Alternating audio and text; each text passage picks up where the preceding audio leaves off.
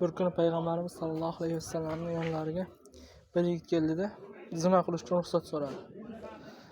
Oldidagi sahobalar u yigitni urishib, jirkib tashadi. Hamma gapirdi, boshqa qildi. Shu payt payg'ambarimiz sekin hammani jim qildida u yigitga muloyimlik bilan savol berdi. Siz zinoni onangizga ravo ko'rasizmi?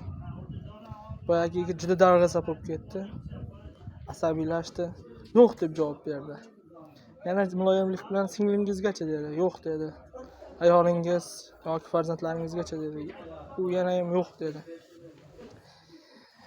U yigit aytayapti, men dedi, kelgan paytimda men uchun zina qanday totli bir narsa bo'lsa, men uchun his bo'lsa, bu payg'ambarimiz yonidan chiqib ketayotganda zina men uchun shu darajada yomon bir deylik alafday narsaga aylanib qoldi deydi-da. Alloh har bir bandasini, har birimizni zinoga o'xshagan har qanday balolardan o'zi saqlasin. Alloh qalbimizni isloh qilsin. Rahmat.